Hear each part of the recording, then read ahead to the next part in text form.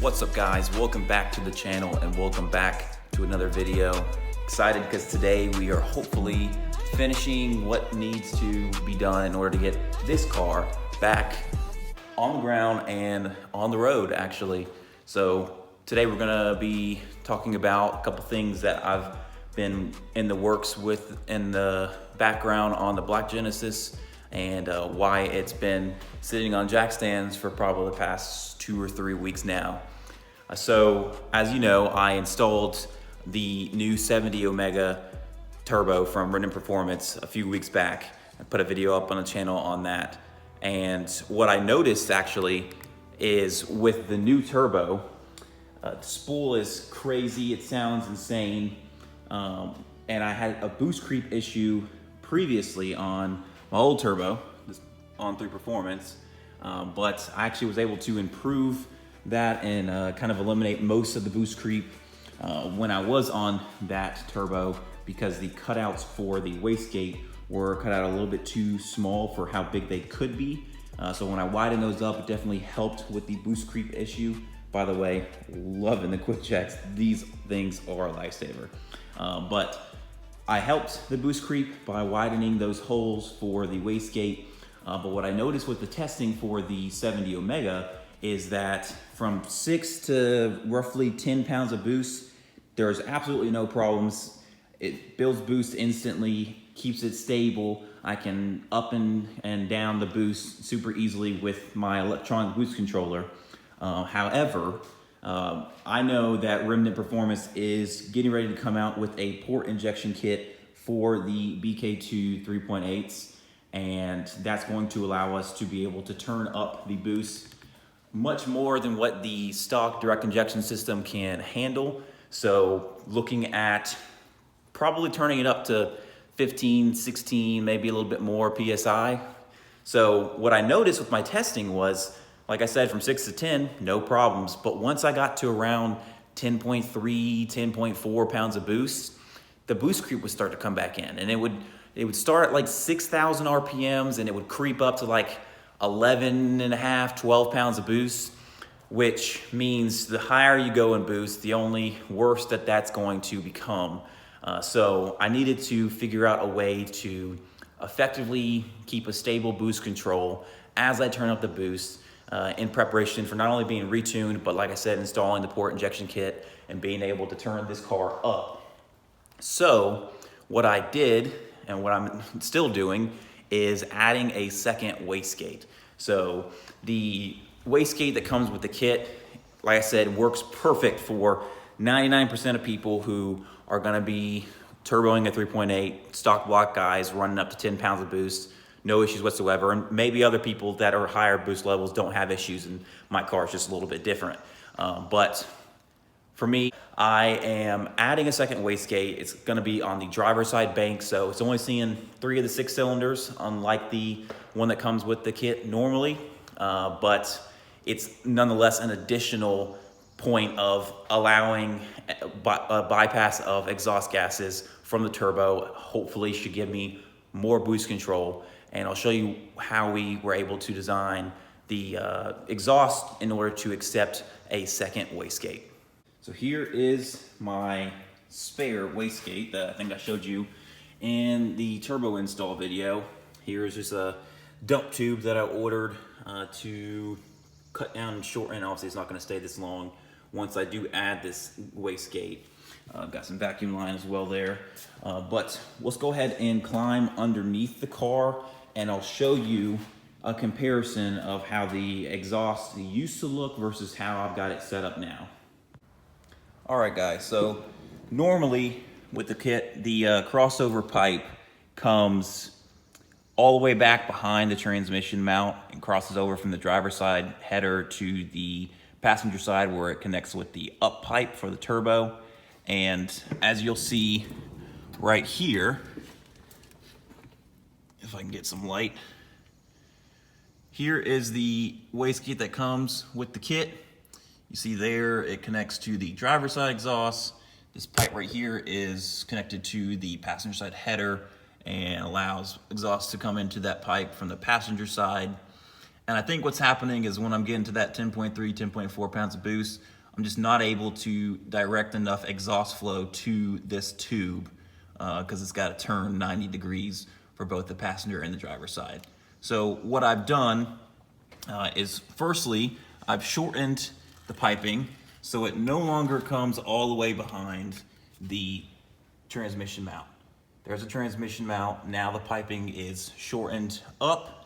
But not only that, on the driver's side, as you'll see I have mocked up here, is a merge for another wastegate. So I'm gonna have a second wastegate over here on the driver's side. It's gonna see a great flow path directly in line with the driver's side exhaust and be able to bypass exhaust coming from the driver's side through this wastegate. Hopefully should give me additional boost control with the wastegate. And I'm going to test this setup with just this wastegate functional. I'm just gonna run a line to the top of the old gate to keep it shut and see what the boost control looks like with just this single wastegate over here. And then go ahead and hook up both and see exactly what sort of boost control I get, because obviously you want both wastegates to be functioning the same. Are they going to function the same given the placement, given the fact that they're not the same wastegate that I have currently, which I could reprimand if needed, get another identical wastegate to either of the ones that I have. So a lot of different testing to do. Now, as you'll see, everything is just kind of mocked up here. I've got all the exhaust that was shortened, ready to be welded up, and that's actually what we're gonna be trying to get taken care of today. I've got a mobile TIG welder coming out to TIG weld this merge on, as well as all the other points that were shortened. So hopefully after that is done today, we will be able to get this car fully set up, testing with the new wastegate installed in the new location, and then the dual wastegate setup.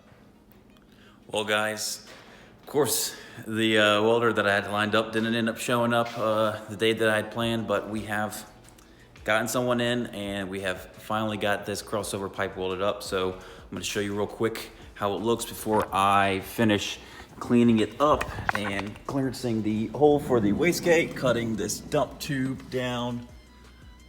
But here it is. This is horrible video footage. I am deeply sorry. But I'm gonna pull off the car and you're gonna see it outside of the car anyway. But that's where it sits. We've got just a little bit of a gap between the transmission, just enough. And here's the new dump tube for the second wastegate, which is gonna get cut down. So let me go ahead and pull this off the car and show you how it looks. Here we are, guys. Here's the new crossover pipe, all cleaned up. So we've got exhaust coming from the driver's side, straight to the new wastegate. When it's shut, obviously it'll cross over to the passenger side to connect to that pipe with the turbo.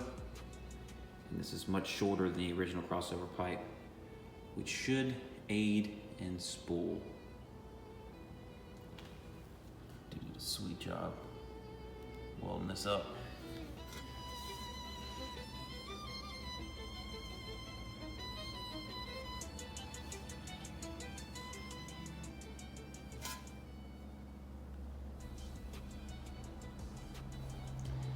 Now let's just get this hole clearance a little bit more.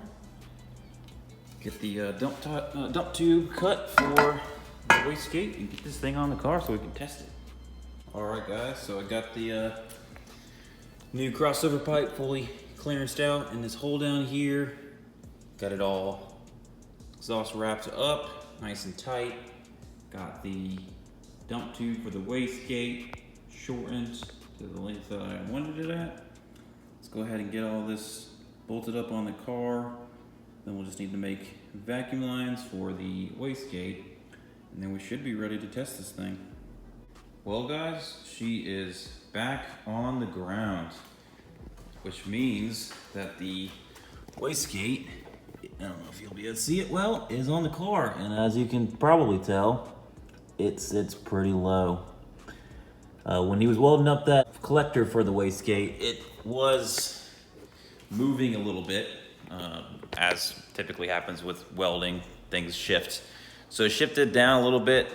I don't think it really made much of a difference. I think it was gonna sit low either way, but it is sitting a little low, which I haven't scraped it on anything yet, except for pulling into the garage, which I tend to scrape the old setup on the crossover pipe.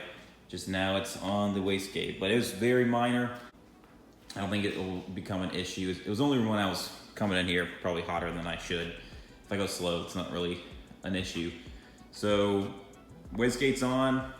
I have already taken the car out and tested it. Did a couple different changes with testing different springs in the 2 different wastegates. And I was able to, after swapping things around, get to where I've got pretty great boost control from like 7.5 to 11 pounds of boost is as high as I went up. I got to like 11.1 pounds of boost in 4th gear. That was on 75% duty cycle on the boost controller with the current spring setup. So I could change springs and make more if I need to in the future. Obviously I've still got like 15% duty cycle to go above where I'm at now, so I could get a little bit more out of this current setup. But nonetheless, great boost control around that 9 to 10 pounds of boost. I tested it going to that 10.3, 10.4 range that I was seeing the boost creep previously, and it doesn't seem to be the case anymore. So it seems like adding the second wastegate did resolve that problem. Now I was able to do a pull, make like 10 pounds of boost, and it held 10 great. Did another pull at the 75% that I'm at now, made like 10.5 pounds of boost in 3rd gear, and that was the most it made. It didn't creep up like it did previously.